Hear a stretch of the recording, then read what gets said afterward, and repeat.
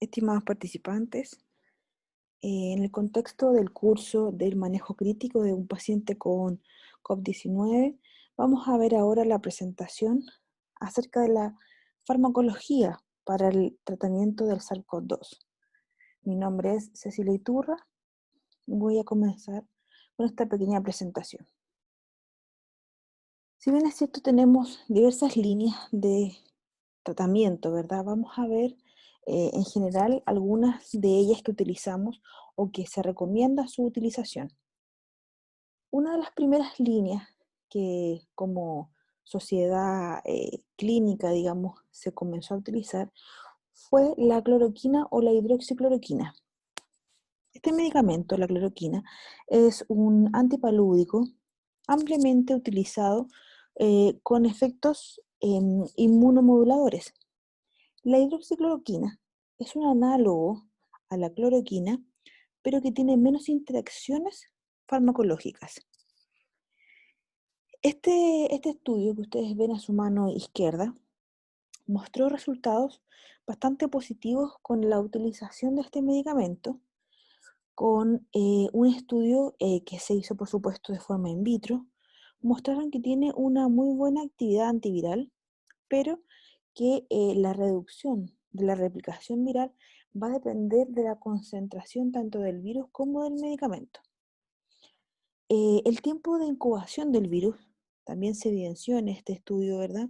Que puede influir en la actividad antiviral del fármaco. Y junto con ello, la hidroxicloroquina, perdón, tiene una alta acumulación celular y una carga viral, ¿verdad? Mediada a través de la eliminación. Aquí voy con esto, es que la hidroxicloroquina se acumula en el organismo, lo cual no siempre es considerada de forma negativa, ya que en la medida que pasa el tratamiento, su efecto es mayor como antiviral y aún así tiene una larga vida media. Junto con esto, la eliminación del medicamento también es más dificultosa, siendo esta una de las consideraciones que se debe tener al minuto de su administración. ¿Qué es lo que dice en el fondo la Sociedad Chilena de Medicina Intensiva con respecto a estos medicamentos?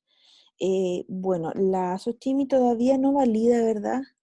Estos medicamentos en el fondo como uso habitual. No obstante, consideran ambos medicamentos con una baja toxicidad, por lo cual podrían ser considerados como una alternativa de tratamiento, perdón. Y además ellos, dentro de sus recomendaciones, también sugieren las dosificaciones del medicamento. Si se utiliza cloroquina, la dosificación que ellos recomiendan son 500 miligramos cada 12 horas, vía oral por 10 días. Y la hidroxicloroquina es una carga de 400 miligramos cada 12 horas solo por un día y luego 200 miligramos cada 12 horas vía oral por 10 días. Eso es lo que nos recomienda la Sociedad Chilena de Medicina Intensiva. Luego, si continuamos en el fondo en nuestra línea eh, investigativa de cuáles son los tratamientos utilizados, es importante considerar que todo esto siempre ha estado en evolución. Si bien es cierto, tenemos algunos ya validados, como el que estamos viendo en este minuto, ¿verdad? La verdad es que ninguno de ellos todavía está grandemente masificado, la información podría ir cambiando y hay que tener esta consideración al minuto de adquirir la información que le estamos entregando, ¿ya? Con respecto al remdesivir, este medicamento es un medicamento que tiene una estructura muy similar a los fármacos utilizados contra la hepatitis B y contra el VIH. La actividad antiviral del remdesivir se demostró principalmente en la etapa posterior a la entrada del virus a la célula, lo que respalda en el fondo su mecanismo antiviral como análogo de un nucleótido. En base a esto, se demostró efectivamente que el remdesivir inhibe el SARS-CoV-2. En el fondo esto está demostrado en estudios in vitro. Se informó la actividad antiviral in vitro, como decía, contra el patógeno principalmente de etiología causante del COVID-19. Por lo tanto, podemos considerar que este medicamento se considera con actividad anticoronavirus de amplio espectro. ¿Y por qué lo digo de amplio espectro?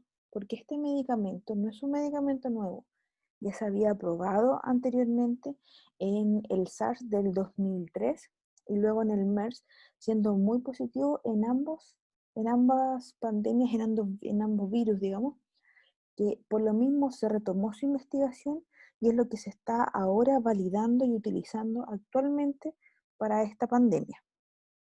Em, el primer caso que hubo de pacientes con COVID-19 en Washington fue tratado compasivamente con este medicamento. Aquí me refiero compasivamente que era un paciente que se encontraba limitado en su terapia, ¿verdad? Por algunas comorbilidades en cual la familia y el paciente no quisieron avanzar en los tratamientos. No obstante, se le ofreció el uso de este medicamento. El paciente mejoró sin efectos adversos.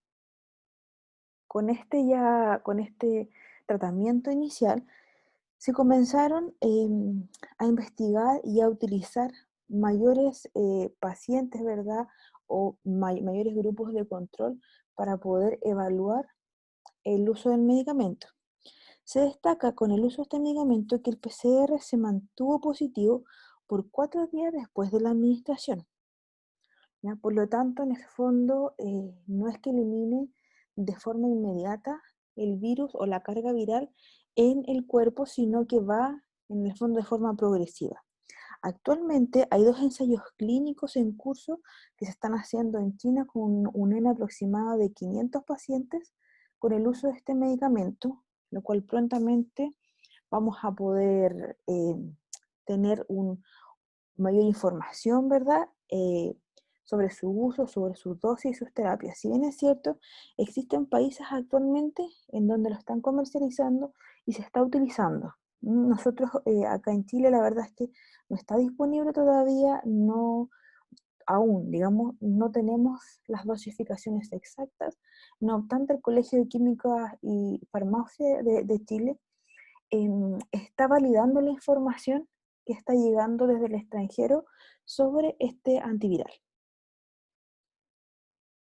Tenemos a su vez otras terapias que se están utilizando en el tratamiento de este virus. Hay algunas que se usan o se están tratando de usar de una forma un poco más anticipada y hay otras como la transfusión de plasma en el fondo que se utilizan en el fondo como un último recurso, pero no menos importante para tratar de mejorar la tasa de supervivencia en estos pacientes con infección severa, principalmente de síndrome de estrés respiratorio agudo. La evidencia nos muestra que este tipo de tratamiento puede reducir significativamente, el riesgo relativo de mortalidad, lo cual se puede deber principalmente a que los anticuerpos del plasma convaleciente pueden suprimir la viremia que está sufriendo el paciente en el minuto agudo de la infección. El nivel de anticuerpos neutralizados de SARS-CoV-2 en el plasma del donante podría ser importante para la efectividad. ¿Ah? Es decir, si bien es cierto, no existe una dosificación exacta de anticuerpos que debiese tener el donante para ayudar al receptor de este plasma, es un punto que se ha considerado dentro de los estudios para validar la transfusión plasmática. En el 2014, la OMS ya había recomendado la utilización de plasma recombinado, ¿verdad? Donante para el tratamiento de la enfermedad en ese minuto del ébola. Por lo tanto, no es una utilización nueva, digamos, es algo que se hace, que se ha hecho antiguamente y que se sabe que en el fondo tiene buena funcionalidad dependiendo, como decíamos, de la carga viral y del traspaso, en el fondo, de los anticuerpos de este plasma convaleciente a el receptor en este caso. La viremia avanza efectivamente en su punto máximo en la primera semana de infección, en la mayoría de las enfermedades virales, ¿verdad?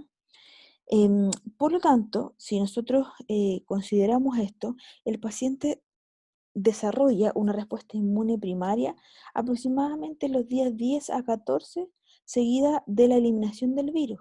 Por lo tanto, debería ser más efectivo administrar el plasma en una etapa más temprana de la enfermedad que en una etapa tan tardía, en el fondo, para poder transmitir lo correspondiente a toda esta carga, ¿verdad?, que tiene el donante, principalmente con estos anticuerpos, para ayudar en la supresión del virus que está en el organismo del paciente infectado. Otro de los puntos importantes, ¿verdad?, que se han considerado en el tratamiento de los pacientes con COVID-19 ha sido el tema de los corticoides. ¿Ah? Inicialmente, los corticoides no estaban recomendados o no estaban siendo tan utilizados en las etapas agudas de la enfermedad de COVID-19. Estos medicamentos, no obstante, han sido utilizados ampliamente en el síndrome de distrés respiratorio agudo en nuestras pandemias anteriores, como el SARS-CoV-1 y el MERS, que fueron los virus anteriores grandes que hemos tenido anteriores a este COVID-19. No obstante, sin una mayor evidencia sobre el beneficio clínico, es importante sí considerar que hay evidencia que los pacientes que utilizan corticoides tienen más días de ventilación mecánica, de drogas vasoactivas y de terapia de reemplazo renal.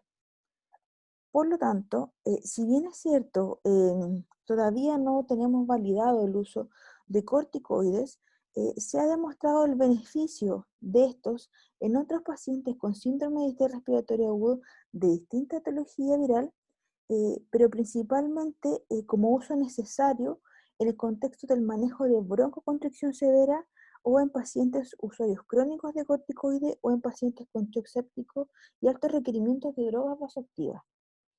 Eso en el fondo es la evidencia que manejamos, principalmente asociado a corticosteroides, ¿ya? Y que también en el fondo lo valida la Sociedad Chilena de Medicina Intensiva. Ahora, hacia la mano izquierda, en la parte superior, tenemos un estudio que fue hecho por la Universidad de Oxford, que si bien todavía está en un proceso, no de validación, sino que de publicación, ellos hicieron una publicación temprana en el fondo, como por así decirlo, un borrador de lo que están trabajando por la efectividad del uso de la dexametasona que ellos evidenciaron en los pacientes en el estudio que hicieron. Por lo mismo, y por una consideración ética, tuvieron que introducir este borrador inicial a la espera del informe final. El estudio comenzó, ¿verdad?, a principios de marzo, pero el 16 de junio de este año, del 2020, fue donde lanzaron este borrador en el fondo para que la población en general pudiera tener el conocimiento de qué es lo que se está haciendo, qué es lo que está validado para dichos pacientes. Este estudio consideró 11.500 pacientes en el Reino Unido. No obstante, finalmente fueron 2014 los que se incorporaron a este estudio aleatorizado, en los cuales recibieron dexametasona 6 miligramos una vez al día por vía oral o vía endovenosa. Este tratamiento, perdón, fue realizado por 10 días. Tuvieron un grupo de comparación de un tratamiento habitual de un N de 4.300 pacientes. Ahora, ¿qué evidenciaron y por qué masificaron rápidamente este descubrimiento, por así decirlo? Es que la dexametasona disminuyó en una tercera parte en los pacientes en ventilación mecánica y en una quinta parte en los pacientes con oxigenoterapia la carga viral que estaban teniendo en ese minuto del SARS-CoV-2. Por lo tanto, es un descubrimiento, o sea, descubrimiento en el fondo dentro de su estudio realmente relevante e importante para la mejora de estos pacientes el uso de este medicamento. Ahora, es importante también destacar que no se observó beneficios del uso de la dexametasona en pacientes que no requirieron soporte ventilatorio de ningún tipo. O sea, efectivamente está destinado para ciertos tipos de pacientes. Ahora, la dexametasona en este caso vendría siendo el primer medicamento que demuestra mejora en la supervivencia del COVID-19, principalmente disminuyendo la muerte, así con ese término, ¿verdad? Disminuyendo la muerte en pacientes con neumonía severa.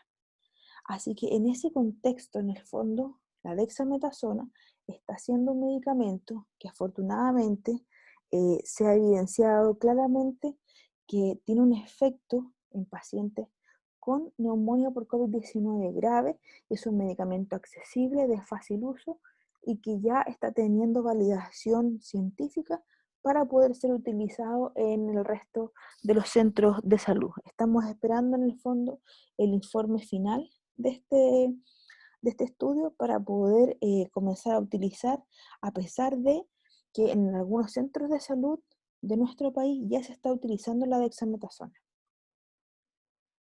Inmunoterapia. La inmunoterapia también es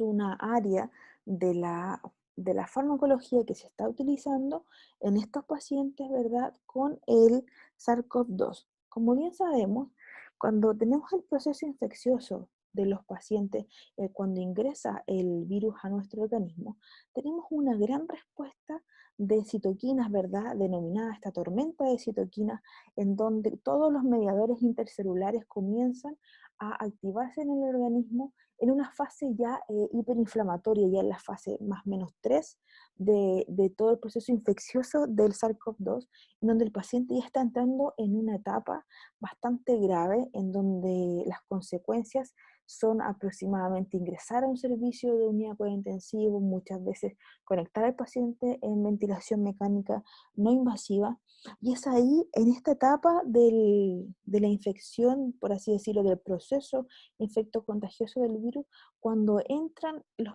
medicamentos asociados a inmunoterapia. Uno de los medicamentos que es conocido y validado a nivel internacional es este medicamento que se llama tocilizumab, un medicamento utilizado en algunos centros de salud, se está siendo estudiado continuamente, ¿verdad? No obstante, es importante conocer que este medicamento bloquea los receptores de la interleuquina 6. Se hizo estudios, ¿verdad? En el cual, por ejemplo, en el que ustedes pueden ver ahí, es un estudio con 21 pacientes del Hospital de la Universidad de Ciencia y Tecnología de China, en los cuales se le administró el medicamento. Al administrar el medicamento, la temperatura corporal del paciente volvió a la normalidad, la función respiratoria del paciente también volvió a la normalidad, con lo cual en el fondo se siguen haciendo estudios para poder generar mayor validación de este medicamento y que sea ampliamente utilizado. Lo que dice nuestra sociedad chilena acá de medicina intensiva es que por ahora ellos no han validado el uso de este medicamento en el minuto de la tormenta inflamatoria, digamos, de estos pacientes. Por lo tanto, si bien es cierto, no lo validan, ellos recomiendan dosificaciones si es que el centro de salud, ¿verdad?, lo va a utilizar en alguno de sus pacientes.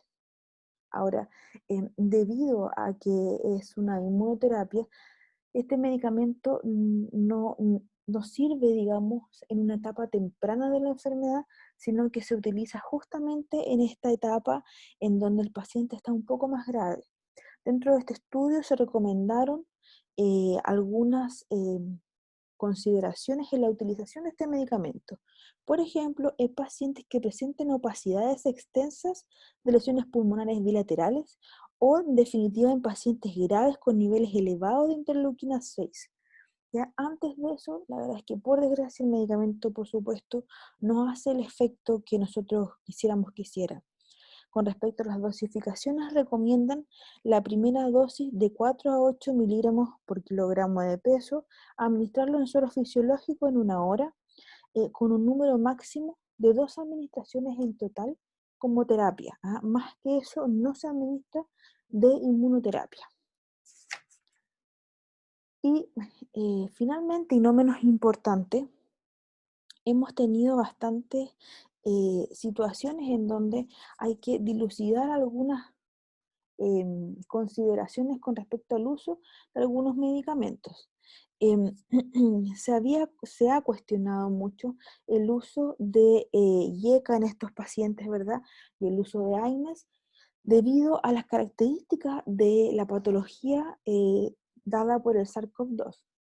Con respecto al uso de IECA, ¿verdad? Como inhibidores de la angiotensina, en base a esta teoría sobre el mayor riesgo de pacientes diabéticos e hipertensos en contraer esta infección, en donde en algún momento se sugirió la suspensión de los tratamientos crónicos antihipertensivos, ¿ya? Tanto los IECA como los ARA2 y los antidiabéticos. Ahora, esta información es importante que se sepa que proviene de una publicación de una antigua epidemia, ¿verdad? Del síndrome respiratorio agudo, el SARS-CoV-1, que es lo que hemos comentado anteriormente, que es otra epidemia causada por una especie distinta de coronavirus, en el cual se postuló en ese minuto que el aumento en la sobreexpresión de la enzima convertidora en angiotensina, ¿verdad?, producida por estos fármacos facilitaría la infección por el COVID-19 y la severidad, por supuesto, del SARS-CoV-2 que vendría siendo su virus. Ante esta información masificada en distintos medios, ¿verdad? Es importante que se considere que la teoría científica, hay suficiente teoría científica que respalda, ¿verdad?, que en el fondo los pacientes no deben suspender el consumo de sus medicamentos, ni de los AINES, ni de los, perdón, ni de los YECA, ni de los ARA2, ¿verdad?, ni de los medicamentos antidiabéticos, ya que es mucho más complejo estabilizar el tratamiento crónico al suspender estos medicamentos que evitar la infección por el SARS-CoV-2, manteniendo las medidas utilizadas de aislamiento, ¿verdad? Y las medidas generalizadas de lavado de manos, etcétera, no debiesen tener mayores complicaciones por el uso de estos medicamentos.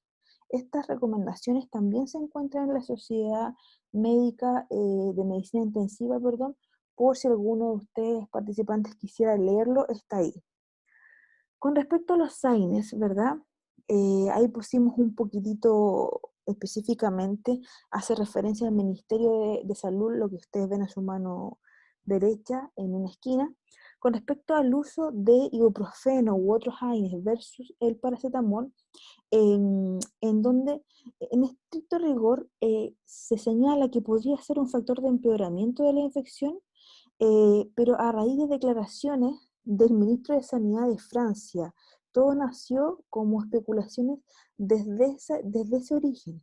Actualmente no se cuenta, perdón, con evidencia sólida que avale la asociación entre el uso de AINES y la mayor gravedad del COVID-19, y solo se trata de información preliminar en el fondo proveniente de estudios observacionales.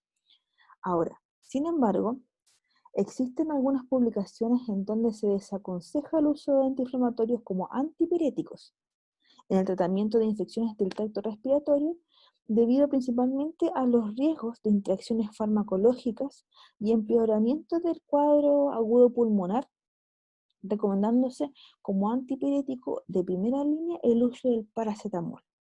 ¿Ya? No obstante, no hay estudios concluyentes que digan que el uso del ibuprofeno o de cualquier otro AINE esté contraindicado para este tipo de patología, específicamente el COVID-19.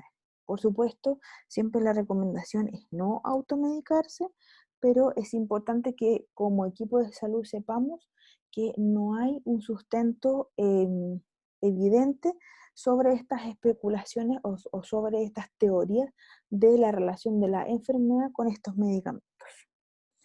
En estricto rigor, todo lo que es la terapia farmacológica, tanto el proceso previo, el proceso agudo, ¿verdad? Y un poco más grave, todavía está en estudio, todavía no hay confirmaciones, ¿verdad? 100% valideras para que nosotros podamos utilizar o realizar un esquema terapéutico para el manejo de estos pacientes.